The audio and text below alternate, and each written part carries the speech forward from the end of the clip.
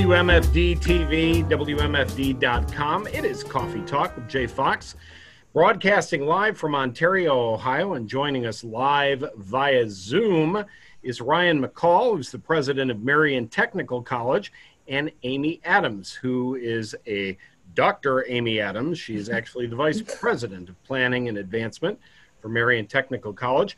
Want to thank our sponsor, the Cove Coffee Shop in Ontario, for making this possible. And today we're going to talk all things Marion Technical College. First of all, how long has the college been in existence? Well, we are entering our 50th year. We're actually getting ready to celebrate our 50th anniversary starting this fall and going through next summer and into next fall. So we are excited about that opportunity to celebrate the 50 years of impact that Marion Technical College has had on our region. So it's an exciting time. We've had well over 10,000 graduates and something like 50,000 plus students go through our doors and take classes with us in that time frame. Congratulations on 50 years. What is the difference between Marion Technical College today in 2020 and Marion Technical College in 1970? What was the college like back then? You're asking me to try to predict something that I don't remember, or I wasn't even here. Well, that's okay. I mean, Marion Tech back then it started out as a technical college with the idea of providing, the technical skills necessary for the workforce of that day. And so, we had a nursing program then, which we still have today. We actually had an aviation program back in 1970 when the college first started. There were a lot of clerical support roles and a lot of clerical support programs at the time. And it's grown over time, and we've broadened out our horizons quite a bit. We have a wide array of health science programs now, not just nursing, occupational therapy assisting, physical therapy assisting, medical lab technician, which is obviously very important right now in this day of COVID as far as testing is concerned. We just expanded a year and a half ago. We opened up our first Surg Tech program, surgical technology program.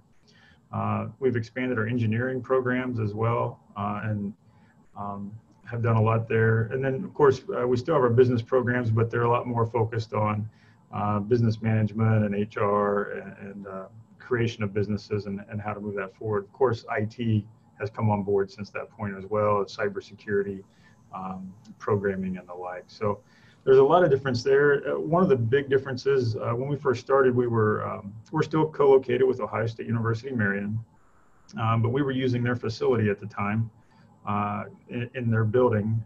And since that time, we have the Bryson Hall Technology Center that I'm sitting in right now. We have our Health Technology Center that was built in around 2012 that houses all of our health science programs except for the Surg Tech program at this point. So a lot of construction, a lot of new additions. One of the things I'm sure we'll probably get to at some point here we're talking about as we're talking today is we're getting ready to open up a new Marion Tech downtown location here in downtown Marion as well. So a lot of differences, a lot more students, a lot more variety of programs for students to take the opportunity to improve their career outlook and improve their future. So, Amy, in terms of the new campus downtown, how many years of planning and development did that take to make that project come to fruition? Just a couple. Okay. We've been looking, this is something that we knew was important, not only to Marion Tech, but to our community. As Dr. McCall just said, I think the overarching theme would be is that we've always tried to be responsive to our community's needs. And we had been hearing for some time that the community would really like to have a presence of Marion Tech downtown. And over time, some of the things that we've learned and listened to is the fact that while we are literally 3 miles from downtown, and that doesn't seem like a very far distance, the fact of the matter is there are people in our community who are still intimidated to step foot onto a college campus. And so we want to take our education programs to them with this downtown facility. So we have discussed it, we have toured, we have looked, we have tried to determine how we could financially support the programming that we would like to take downtown, and got a little bit of a delay thanks to COVID, which I think has impacted everything at this point in time. But we finally were able to sign a lease for the space that we found, and there is already an educational facility downtown called Trekka that is not higher ed, it's K-12, and they're on the basement, the first floor, and we'll be on the second floor, and hopefully eventually the top floor as well of this building. So we're right in the heart of downtown at the intersection of Main Street and Center Street across from the courthouse. And we've had more meetings now. Now that we've signed the lease, now it's how do we make it a reality? So what is the target date for opening? That's a great question. Is it like a state secret? Do we have to kill someone if you tell us? Oh, yeah, let's say that. Okay. So at some point in the future, there'll be a Yes. campus downtown. The big state secret right now is how quickly can we get internet set up in that area? So that, we weren't expecting that to be such a stumbling block, but now we're trying to you're work at through the that. mercy of others, unfortunately. Exactly. The goal is to try to have something open. We'd love to have it open sometime mid to late October, but we may have to push it back to November depending on how quickly we get the internet and those other services installed and ready to go. So you are one of 23 two-year public colleges in Ohio. You're also a state-assisted technical college. A lot of colleges are having the same issues right now, trying to determine best practices. Are you guys live and in person, or are you Memorex via Zoom? We are actually a combination. About half of our students are face-to-face in some form or fashion. About the other half are in an online or a hybrid format. We considered a lot of options before we came back for fall, but one of the things that really dictated for us what we wanted to do is we started surveying students late last spring and beginning of summer and asking them what mode would they prefer. And we sent out 1,500 surveys to students. We had about a 30% response rate, which is pretty high for a survey. And 67% of the students who responded said they wanted face-to-face. And so we started about the work of figuring out how do we make that happen as safe as possible. And it just kind of stands the reason our programs being technical in nature, they have to be hands-on, they have to be in class for the most part to be able to do a lot of these things. So it's because it's very difficult to teach physical therapy assisting if you can't actually manipulate a shoulder or a joint, and watching over Zoom like we're doing just isn't the same. So we worked really hard to put safety precautions in place, come up with other metrics, make sure we have all of our cleaning and things going on like we need to have, screenings as you come in the front door to each building and the like. So we're about 50-50 right now. We're starting our 4th week. Everything seems to be going pretty well. And we hope that we can continue in this path for the rest of the semester, but we do know that if something pops up, we may have to go back to remote learning at some point throughout the semester, but we're hoping we can stay in this mode for the rest of the semester. Now, explain to me what an open admission institution means. I traditionally joke that we take the top 100% of the graduating class. So anyone with a high school diploma or GED? Yes, the idea technically they don't even have to have those to start at Marion Tech. So okay. But we are open admission, so if you want to start an educational pathway, we are here to help you do that. Our goal is to help students meet their career success, and if that means you don't have that GED or a high school diploma, we can help you achieve that and then continue your pathway to a college degree.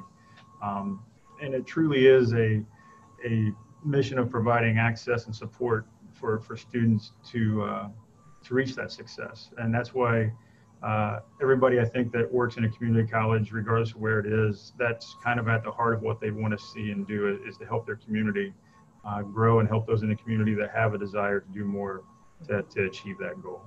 So let's say that I spend 2 years at Marion Technical College and I want to transfer to the Ohio State University in Columbus afterwards. What percentage of my coursework is able to be transferred? 100%. Yeah, go ahead, That's Amy. really good news. And not As just someone who transferred to Ohio State many eons ago in another century and had to repeat freshman year, it's a delight to hear that. yes. So all of our courses, because we're one of the public institutions, all of our coursework will transfer not just to Ohio State and Columbus, but across the pond to Ohio State Marion, or even closer to where you are in Ohio State Mansfield. Right. But beyond that, any of the four-year public institutions will accept all of our credit. You have a new academic program called surgical technology. That sounds like something that we would have to go to Harvard for. Tell me about surgical technology and how that came to be. Sure. Surgical technology is a program designed to help train the individual who really stands next to the surgeon throughout a surgery and knows as much about what's going on during the procedure as the surgeon does. They have to be aware of what tool the surgeon is going to need next and be anticipating that. They have to know what kind of procedure is going to be occurring. They have to know, all these different things that are going on within a surgery suite, and they really are. And sometimes they actually finish the surgery for the surgeon at least from the director of surg tech that we have, has shared with me that a lot of times they end up doing the suturing and the other types of things and closing up when it's all over. But the surg tech program really came into fruition through one of our partners. Ohio Health came to us and said, we have this, we're going to have a demand in surg techs. We have a lot who are retiring. We want to get more of them in our surgery suites. What can you do to help us out? And so we started talking about what does a surg tech program look like? What would the curriculum need to be? What kind of equipment and space will we need to start a program? And one of the great things about the partnership with Ohio Health is that whenever we went back to them and said, okay, here are the tools and the technologies we're going to need to fill out a surgery suite. We don't have the capacity to purchase all this right now. We will hire the director, we will provide the space, but we need help with the equipment. And Ohio Health stepped up and donated just a bunch of equipment and tools and instruments that we needed. In fact, the only thing I think we've had to purchase to this point are disposable types of things, of masks and gloves and gowns and the like, and some stands for the surgery lights. Other than that, Ohio Health has been an awesome partner in providing us with that equipment.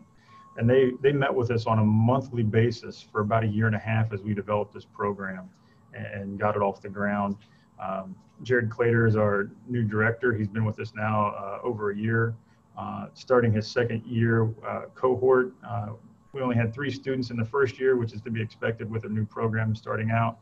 He had something like 36 applications this year and could only take 14. So it's grown exponentially very quickly, and we look forward to continuing to grow and fill a need both at Ohio Health but other hospitals around the central Ohio. Congratulations. Higher education has always come with a cost, and cost-effective educational opportunities are things that are being discussed more frequently today than ever before. Talk to me a little bit about how affordable Marion Technical College is, what kind of scholarships might be available, and how people who are perhaps challenged with their financial means can still accomplish their agendas. I'll start for you. So first of all, Marion Technical College is very affordable. I'm glad you're sitting down, Jay, because our per credit hour right now is $190. Well, sign me up. I have a few things I'd like to learn. Awesome. And we are very proud of the fact that we have a low credit hour rate, and which does make us affordable. So we do work with our students, first of all, to apply for financial aid. And if our students qualify, for example, the Pell Grant, which is the federal Pell Grant program, that if they get the full Pell, that typically will cover their costs for the entire academic year. So they would have nothing out of pocket that they would have to pay. Sometimes the challenge is just letting people know that that is available and helping them to complete those forms. And our Office of Financial Aid is always available to help families complete that and navigate those sometimes harrowing, tenuous steps that they have to take to get through that process. One of the things that we've been able to put into place here at Marion Tech, Dr. McCall had read an article a couple of years ago and sort of challenged us to see whether or not we could make something happen. And a leader in higher ed at another institution talked about the idea of buy one, get one. You sort of see that particularly for shoes, buy one, get one. What would it look like for higher education, particularly two-year schools? Many times we see local organizations and businesses love to give scholarships to first-year students, but then what happens? There's, how did they determine a return on that investment? And when we talked to local business people, they couldn't really answer that. So we started talking about how could we flip that. So if we had the students cover their first year, and in exchange, if they were able to do that and fulfill certain requirements, keeping their grades up, make sure their attendance is good, then we would cover the second year after their financial aid was applied. So sort of a buy one, get one in terms of financial aid. And then we call that scholarship our Get to Next scholarship, because no matter what our students want to do, whether it's to get another degree or get a degree, get a promotion, we want to help them get to next, whatever that might be for them. So that scholarship will be coming available again for the fall 2021 2022 calendar year, and that application is due May 1st, but it is open to everybody except for those in our limited enrollment programs at this point. We're working to make it available to everyone. We're just not there yet. So one of the challenges that happens with graduates, whether it be a 2-year or a 4-year institution, is finding employment. And a lot of institutions have job fairs and they have recruiters who come to campus. But you guys, with the new downtown Marion location, you guys will have a small business incubator. Did that concept of graduate placement come into play as you were discussing the possibility of the small business incubator? Not so much from that perspective. The small business incubator thought process really came out of a program that we were partners with the Marion Chamber of Commerce. They have a Leadership Marion group, and a few years ago the Leadership Marion group came up with the idea of this thing called the Forge, which was a small business course and competition a la Shark Tank. But the difference is that we offer classes for 6 weeks for individuals who have an idea. They thought about starting a business. They have an idea for a business. They may be a little further down the path towards starting a business, but they can take these classes. And at the end of the 6 weeks, those who are farther, if they're far enough along in their development process, they're asked to come and present to a team of judges. And those judges then will pick a winner out of that group, and that winner gets some startup seed money, and they can start working on that. The one last year, Jordan Energy Alternatives, is moving along well. He's actually getting ready to go into a national competition next month for additional investment.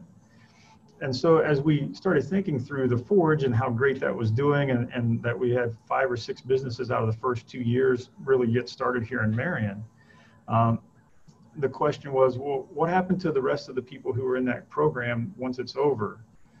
We had 60, 70 people go through. There were 5 winners. What about everybody else who still had good ideas, but they didn't have anybody there to support them? And so we started thinking along that line, how can we continue to support those individuals after the Forge is over? But we also started looking at data that showed that Marion County lagged behind other counties in small business startups. And so those two things kind of coming together is like, okay, let's see what we can do to create a small business incubator in Marion County that would combine the Forge aspect and the expertise of our faculty with the aspect of helping get new businesses started as well in the community and foster entrepreneurship.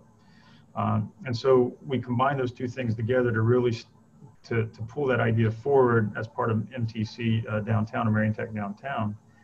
And so that was really where the idea of the small business incubator was kind of born from, those two things coming together.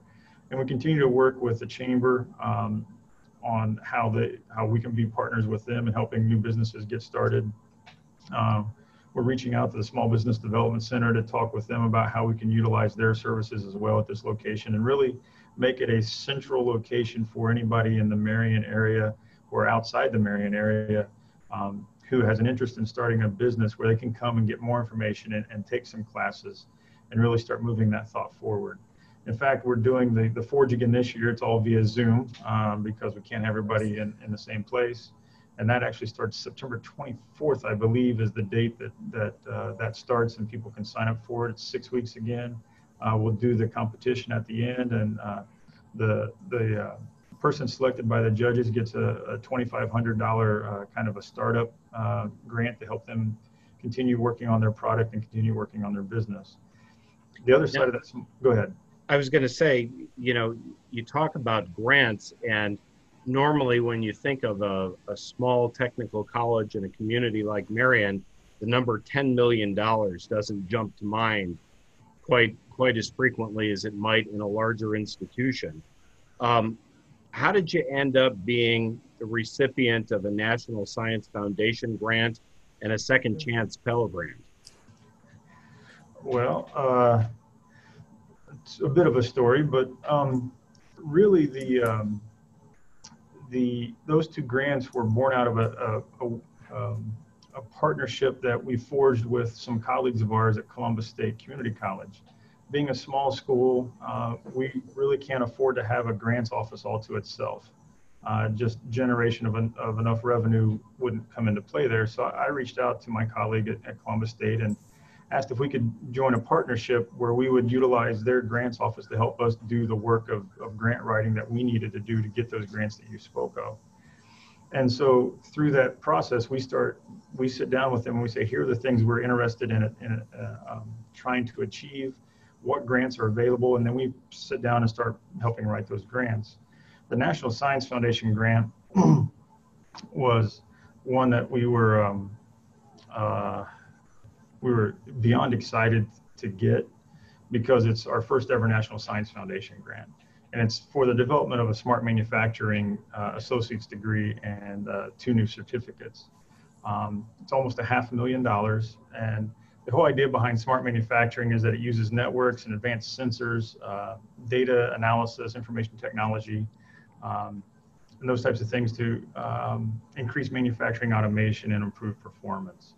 So by writing this grant, we were able to get almost $500,000, as I said. About $200,000 of that dollars is going to new equipment for our students to utilize as part of that new program, and then also to do professional development, both for our faculty, but also for local high school faculty who want to teach some engineering classes, help students get on that pathway into that career pathway or that degree pathway prior to actually getting to the college. Dr. Ajit Kanakal is our interim director of engineering, and she's really helping lead that work right now. So we're very excited that she's with us and doing that work. So that was how we ended up with the National Science Foundation grant. And Dr. Adams, I'll let you, if you want to talk about the Second Chance Pell, feel free. Absolutely. So for many years, Jay, we have been providing education at our local prisons, at Marion Correctional and North Central. And so for us, this opportunity came about a couple of years ago from the federal government. Years ago, I don't know, maybe Ryan and I weren't born yet, but the federal government used to allow prisoners to apply for the Pell Grant that I spoke about earlier. And at some point in time, that was disallowed. Under the Obama administration, but has been continued under the Trump administration, they have looked at reinstating that. And so a few years ago, they did a test group, like a small cohort of institutions, to work with what's called the Second Chance Pell. And the second go around, we applied for it, and we were actually selected as one of the institutions. So we're just starting to kick this off. So we'll be working with our prisoners through the process of completing the FAFSA, which is the free application for financial student aid. And hopefully we'll be able to help them be eligible for the Pell Grant. And that will mean that they can further continue their education while still incarcerated, because we know that the more education that a prisoner receives while they're in prison, the less likelihood that they will return to prison after their release. The other part that's gone hand in hand with this, just timing is everything, is that the state of Ohio has also recently changed their limitations. And in prior years, we've only been able to teach our prisoners through an associate level, through a certificate, but now we're actually able to teach them completely through the associate degree. So those two coming together has just been like, a perfect storm in a good way. Although COVID, of course, once again, shot us a little bit there. But we are starting to work with prisoners right now at Marion Correctional, at MCI, and they are beginning to fill out the FAFSA, and we are hoping to have them start classes mid-October utilizing the Pell Grant and moving forward. So, Ryan, what is the most popular course of study, the one that is most frequently chosen at Marion Technical College? The one with that's most frequently chosen would be our nursing program. Mm-hmm. As far as the number of students who are in it, the number of students who want to get into it. That's followed by some of our other health science programs, and the next ones on that list after you get through some of the health science would be the business and IT and engineering programs. Follow up after that. So those are kind of at the nursing definitely is at the top end. I would guess over half of our graduates come from health science programs, and then about another 35% come from the other technical programs, and we have about 10 to 15% who are doing the Associate of Arts or Associate of Science, which is that transfer degree we spoke of earlier of going to an OSU or Bowling Green or Ohio University, those types of schools. So that's kind of our breakdown of our graduates and the programs that they're in along the way. So in the last couple of minutes that we have remaining, if you saw somebody on an elevator and they said, "What do you do?" and you said, "I'm with Marion Technical College," what would be the one thing that you would say is your competitive advantage? Why should somebody choose Marion Technical College as opposed to the myriad of other choices that are out there? Well, I guess I would share what a lot of our students tell us is that when they come here, they feel like they belong here. It's not an impersonal place. They know if they see me walking down the hall, they can say hi to me and I'll stop and talk to them. I've had students walk into my office and say, "Can I ask you a question?" And they know they can walk into my office and they can ask the question. So I think it's part of it is the personal traits and the personal side of the institution that we know the students, but also the fact that when students finish with us, their success in their careers is very good. We do a study each year looking at what the salary earnings are for our students after they graduate. And if you look at that over time, our students' earnings on average, and that includes everybody from those who graduated in '72, all the way up to the ones who graduated last year, their average earnings are over $50,000 on an annual basis. The average household income in Marion is in the $45,000 range. And so there's the opportunity for everyone to have a chance to get into a career that they like, a career that they love, be known by the people that they're being taught by or those that they see walking down the hall, and have career success in the long run and change their pathway in life overall. So we want to thank Dr. Ryan McCall and Dr. Amy Adams from Marion Technical College for being our guests today. Marion Technical College is located on a 180-acre campus just east of the city of Marion on State Route 95. And soon, we'll find out when soon enough, soon to be in downtown Marion as well. For more information on the college and their programs, the website is simple, mtc.edu. Once again, mtc.edu. I'm Jay Fox. You've been listening and watching Coffee Talk, a service of WMFD Television, on air at Channel 68 and online at WMFD.com. Thanks so much for being with us on Coffee Talk today.